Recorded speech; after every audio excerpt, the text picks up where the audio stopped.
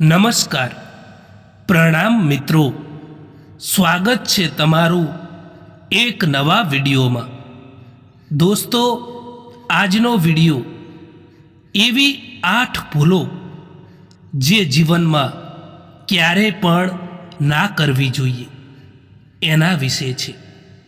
ચેનલમાં નવા હો તો લાઈક, શેર અને સબસ્ક્રાઈબ જરૂર કરો અને વિડીયોને અંત સુધી જરૂર જુઓ જેથી પૂરતી માહિતી મળી શકે. તો ચાલો શરૂ કરીએ. નંબર 1, ખોટા લોકોની સંગત કરવાની ભૂલ ક્યારેય ન કરવી જોઈએ, કારણ કે આવા લોકો જ્યારે દગો આપે છે ને ત્યારે આપણે ખૂબ રડવું પડે છે. નંબર 2, સમયનો સાચો ઉપયોગ ના કરવાની ભૂલ. નંબર 3, લોકોને તમારી બધી જ રહસ્યમય વાતો બતાવી દેવાની ભૂલ. નંબર 4, દરેક કામમાં લોકોનો સહારો લેવાની ભૂલ. નંબર 5, કિસ્મતના ભરોસે બેસી રહેવાની ભૂલ, કારણ કે કિસ્મતના ભરોસે બેસી રહેનાર માણસ ક્યારેય સફળ નથી થતા. કિસ્મતની સાથે સાથે મહેનત પણ કરવી જરૂરી છે.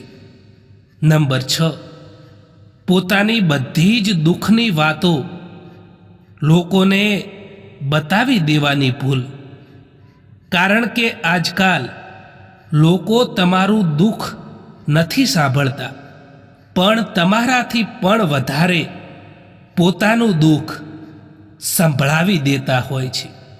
નંબર 7, કોઈ પણ માણસ ઉપર હદથી વધારે વિશ્વાસ કરવાની ભૂલ, કારણ કે આજકાલ લોકો વિશ્વાસ તોડતા વાર નથી કરતા.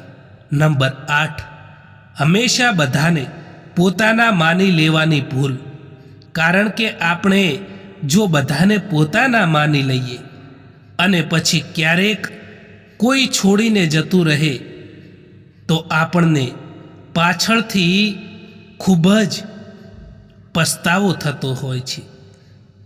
જિંદગીમાં હવે નારાજ કોઈથી નથી થવાનું.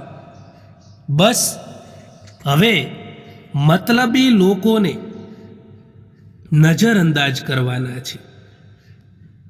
સારા લોકોમાં એક ખાસ વાત હોય છે કે તે ખરાબ સમયમાં પણ સારા જ હોય છે.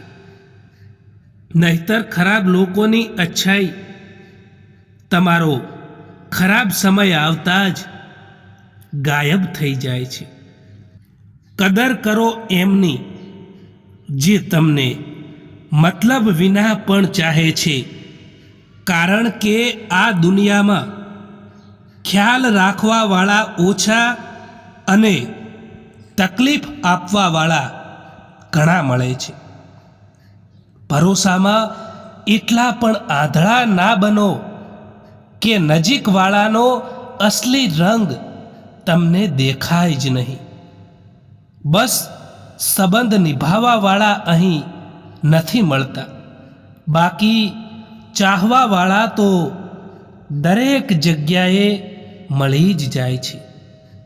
જિંદગીમાં જો ખુશ રહેવું છે તો પહેલાં એમને ભૂલી જાઓ જે તમને ભૂલી ગયા છે. યાદ રાખજો, તમે જેટલી ઓછી આશાઓ રાખશો બીજાથી, એટલા જ તમે ખુશ રહેશો.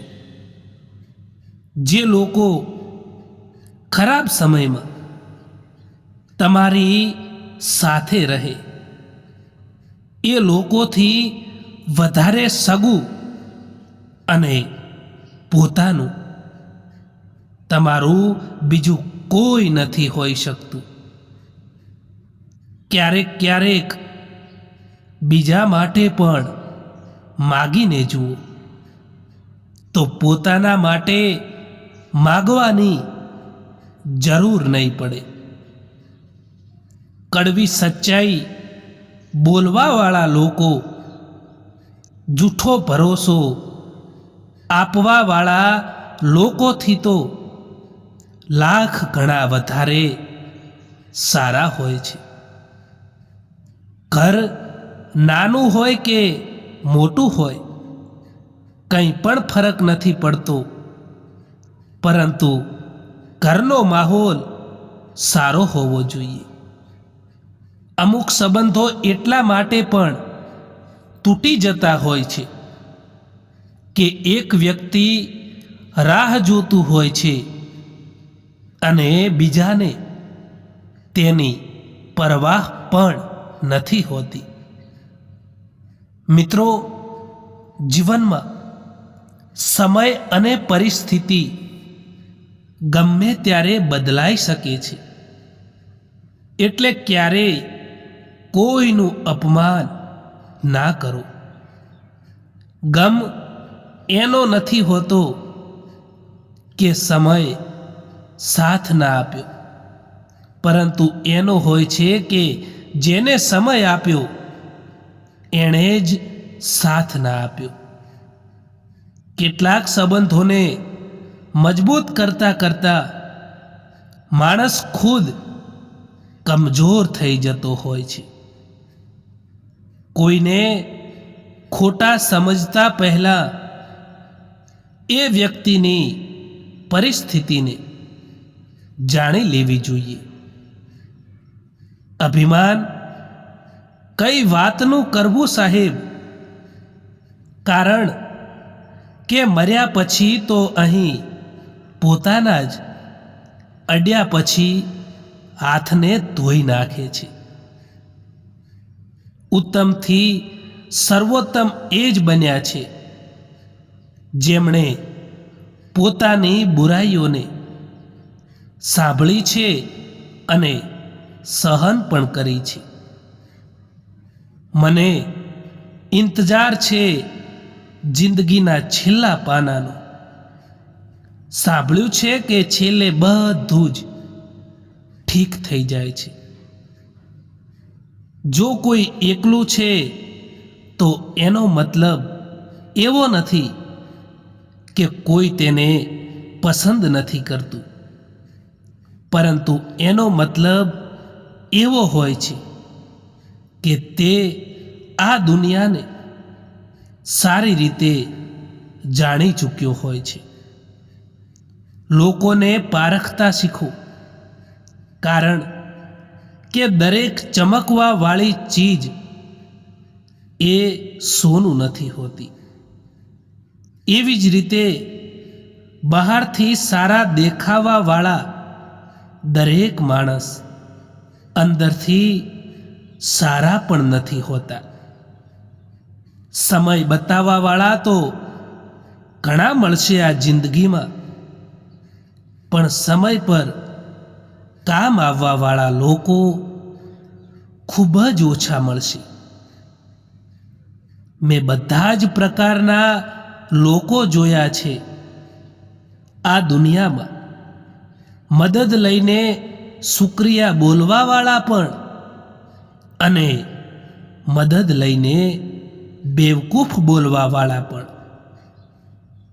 સમયની પહેલા મળેલી વસ્તુ એ તેનું મૂલ્ય ખોઈ નાખે છે અને સમયથી પછી મળેલી વસ્તુ તેનું મહત્વ ખોઈ દે છે.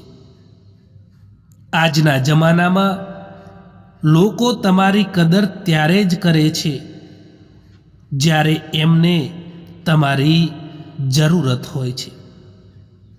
ખુશ રહેતા શીખી જાઓ એની પહેલાં કે ઉદાસ રહેવાની તમારી આદત બની જાય. કેટલાક લોકો આપણું દિલ રોજ દુભાવે છે, તેમ છતાં પણ આપણે એમનાથી વાત કરીને ખુશ થઈ જઈએ છીએ. દેખાય તો બધા અહીં માણસ જ છે, પરંતુ ફરક એટલો છે કે કેટલાક લોકો જખમો આપી જાય છે અને કેટલાક લોકો જખમોને ભરી દે છે. કેટલાક લોકો કહે છે ને કે સમય નથી હોતો મળવાનો, પરંતુ મન હોવું જોઈએ મળવાનું, બાકી સમય તો મળી જ જતો હોય છે. જિંદગીમાં પસ્તાવાનું છોડો અને કંઈક એવું કરો કે તમને છોડવાવાળા પસ્તાય. સમય અને શબ્દ બંનેનો લાપરવાહીથી ઉપયોગ ક્યારેય ના કરો, કારણ કે એ ના ફરીવાર પાછા આવે છે કે ના બીજી વાર મોકો આપે છે.